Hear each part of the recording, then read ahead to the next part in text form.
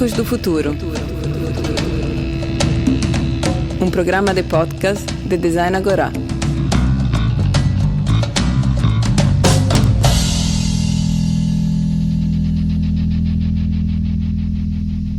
Bem-vindos todos e todas a este episódio do programa Ecos do Futuro, um episódio dedicado talvez ao movimento do século XX mais subversivo e irreverente da história do design, o design radical italiano, que também estará presente na programação de Design Agora na sexta-feira, dia 3 de dezembro, às 5h30 da tarde, com o documentário Super Design, Italian Radical Design 1965-1975, de Francesca Molteni. Hoje tenho o prazer de conversar com Maria Milano, que é arquiteta, docente e curadora sediada no Porto, comissariou várias exposições e colóquios internacionais de arquitetura e design, escreve e coordena livros e também documentários para a televisão sobre o trabalho de vários arquitetos e designers portugueses e internacionais, e em 1996 funda os cursos de design de interiores da ESAD de Matosinhos, que desde então coordena.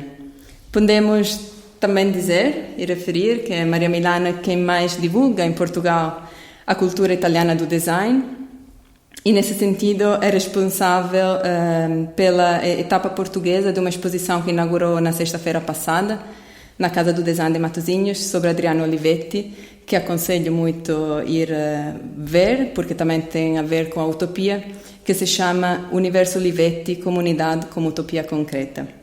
Depois desta introdução, bem-vinda Maria e obrigada por ter aceito o nosso convite. Obrigada, Francesca, sou eu que agradeço o convite.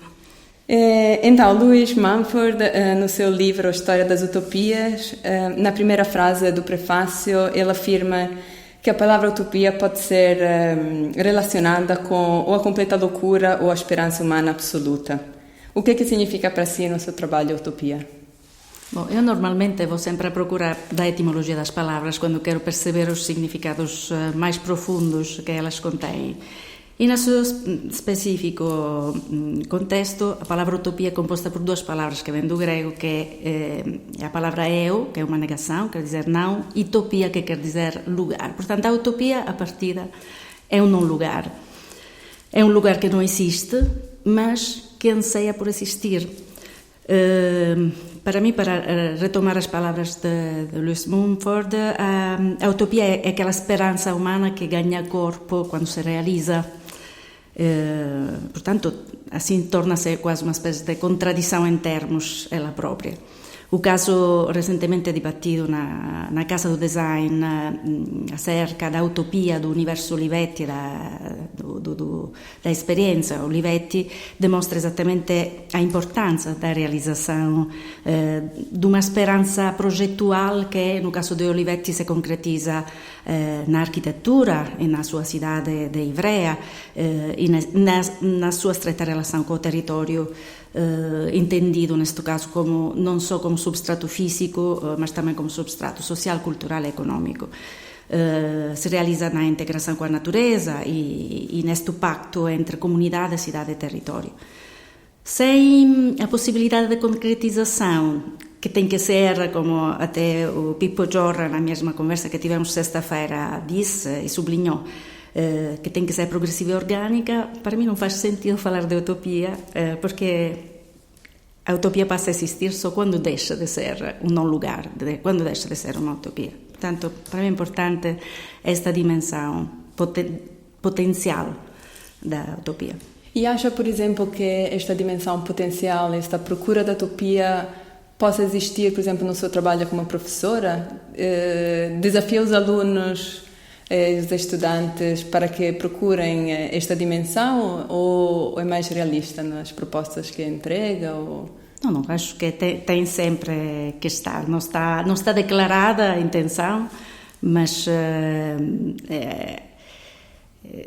um projeto que é assumido como instrumento de melhoramento das condições de vida da comunidade no qual o projeto incide para mim é sempre algo que tem que ser procurado e incentivado junto dos alunos, por isso tento sempre com eles propor projetos que possam ter esta dimensão de concretização de algo que pode vir a ser, que pode vir a acontecer, mas que pode melhorar muito a qualidade de vida das pessoas que ou utilizam um espaço, ou habitam um espaço, ou utilizam um objeto, porque depois este aspecto é um bocado transversal ao projeto em geral, seja de design que de arquitetura.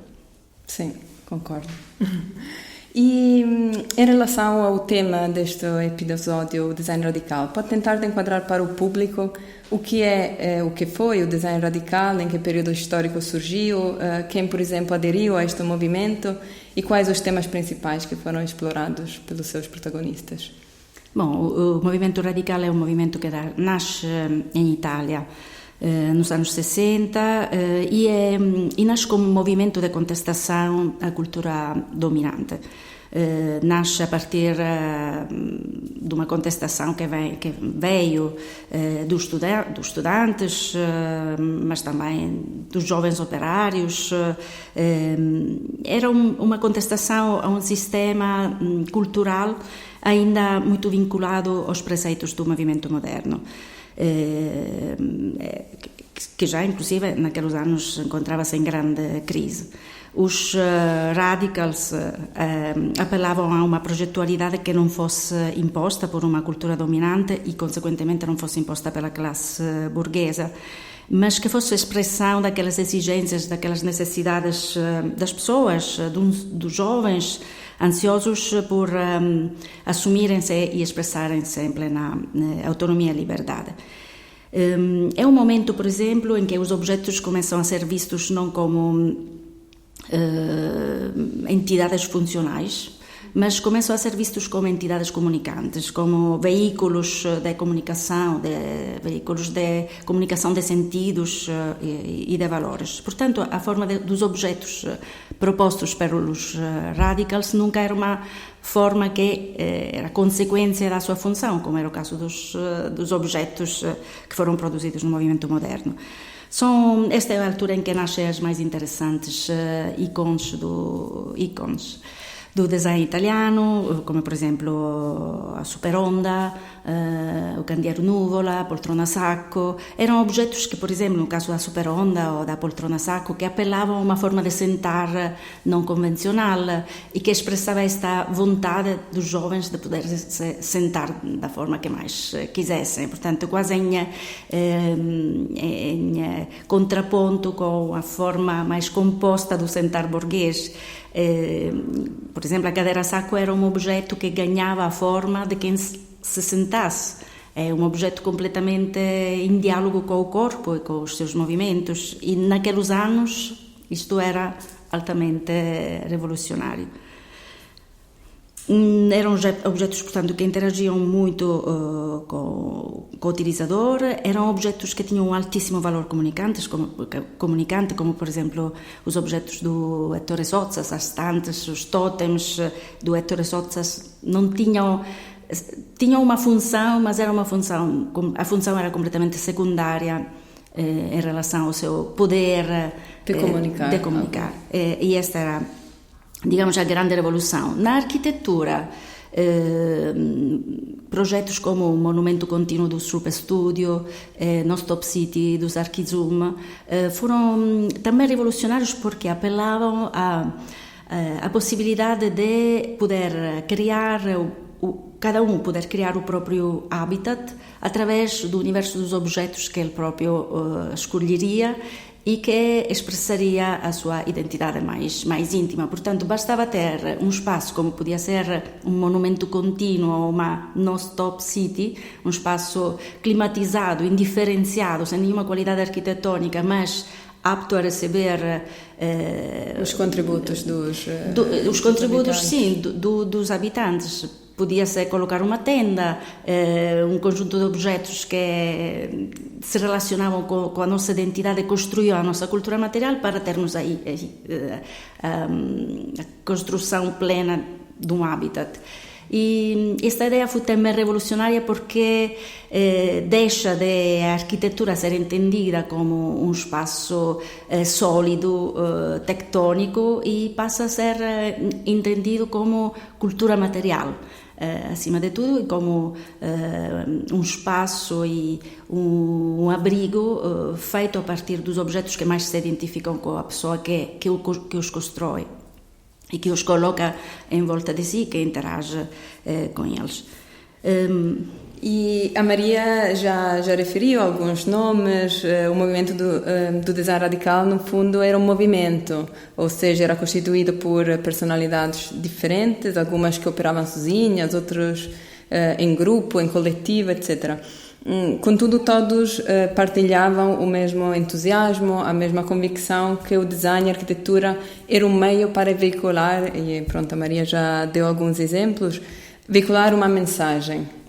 Então, do seu ponto de vista, qual era a utopia e qual era esta mensagem que o movimento do design radical, ou que alguns, porque também não se pode generalizar muito, alcançava? Qual era a utopia que eles...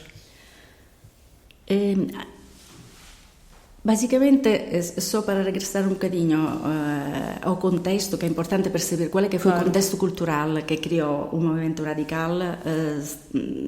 Foi um contexto cultural no qual, por exemplo, vinda dos Estados Unidos, estava a entrar na Europa a cultura pop, que influenciou muito o movimento radical, porque era uma cultura que se expressava a partir e através dos objetos do cotidiano, e era uma cultura que comunicava imediatamente com as massas.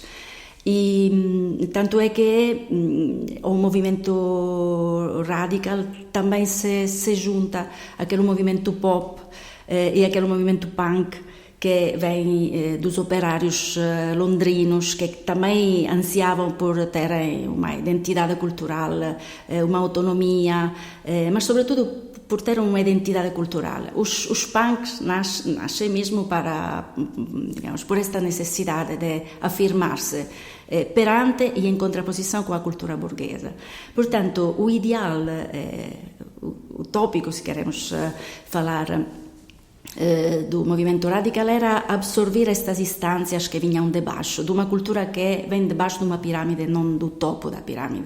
Portanto, uma cultura que vem dos operários, da classe operária, uma cultura que vem dos jovens contestatários, uma cultura que vem das massas, e não uma cultura que vem do topo da pirâmide, que na altura ainda era representada por uma cultura burguesa que tinha, digamos, herdado ainda e que sentia muito a herança do movimento moderno, que era um movimento totalizante, porque considerava as massas todas iguais. E o que o movimento radical descobre é a individualidade de cada um, e valoriza a individualidade de cada um, mas sobretudo de cada um, de cada operário, de cada jovem, e de uma cultura que é uma cultura que se constrói a partir de baixo. Acho, quer dizer, eu como italiana, mas também como professora de design, acho o design radical muito, muito importante, e mesmo para este ensinamento que nos dá de que o design pode ser mesmo um instrumento de expressão do que os jovens na altura, do que hoje também, não sei, os jovens designers querem alcançar, ou, quer dizer, o design como forma de expressão, a arquitetura como forma de expressão livre e não forçadamente em dogmas ou em teorias, etc. E de fato é muito, quer dizer, fala-se de movimento, mas de fato é muito difícil. Depois os contributos são diversos, desde a Maria referenciou o Super Studio, os contributos de Andrea Branzi, dos Ettore Sozzas, Riccardo Dalisi, uma série de outros. Houve muitos protagonistas, depois podemos falar melhor, mas contrariamente há muitos críticos do movimento radical que veem no movimento radical uma dimensão distópica, uma projetualidade distópica. E eu vejo simplesmente a necessidade de dar voz às classes mais frágeis e emergentes daquela sociedade, na altura. Agora, Hoje seria diferente, porque as necessidades acho que são muito, muito diferentes, mas na altura a necessidade era mesmo aquela. Os movimentos estudantis também vinham a partir desta necessidade de rebelião contra a cultura dominante, burguesa, totalitarista de alguma maneira. A Maria teve a ocasião de contactar com vários protagonistas deste movimento, talvez particularmente com o Paulo de Ganello. A Maria é autora do livro Paulo de Ganello, As Razões do Meu Projeto Radical, e conhece muito bem o Paulo, são quase amigos, acho eu, e durante vários anos o convidou para acompanhar a disciplina de projeto no curso de mestrado em Design de Interiores. Eu queria perguntar que tipo de contributos pensa que a abordagem radical ao design possa dar ao projeto hoje em dia e ao projeto do espaço, e que tipo de contributo Paulo de Ganello deu durante as suas aulas aos estudantes de design de interiores e à cultura do projeto. Bom, com o Paulo de Ganello temos de facto uma relação de amizade e de colaboração que dura há muitos anos, há mais de 20 anos. E eu posso dizer que o Paulo de Ganello era um dos fundadores do grupo Arquizum, portanto uma das grandes figuras do movimento do Radical Design, e na minha opinião tem sido o projetista que tem ficado mais fiel, podemos dizer, mais coerente com os seus ideais, de alguma maneira sempre subversivos perante a cultura dominante, sendo ela diferente ao longo das várias décadas.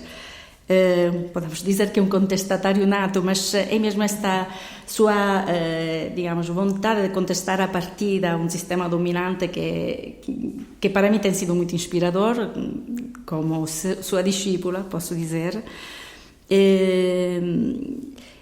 Mas posso dizer que também todos os projetos que o Paulo de Ganello tem desenvolvido ao longo dos anos têm sido também os objetos coerentes com os seus ideais estéticos, políticos, sociais. Cada objeto que ele projeta é um manifesto sobre aquilo que ele pensa sobre a sociedade, a política, o projeto em geral. No meu curso temos trabalhado muito porque nos últimos anos esta sua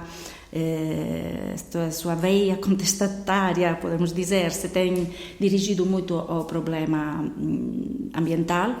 É um dos problemas. Já há cerca de 10 anos tentamos propor aos alunos projetos que de alguma maneira ponham e coloquem uma reflexão sobre esta questão, porque é uma preocupação que temos e que ele tem já há muitos anos, e todo o seu discurso, seja teórico que projetual, vai sempre nesse sentido. E no curso que temos feito é propor aos alunos o tema do reuso na arquitetura e no design, tentando sempre propor projetos de reabilitação de arquitetura, onde assumimos que todo o tecido construído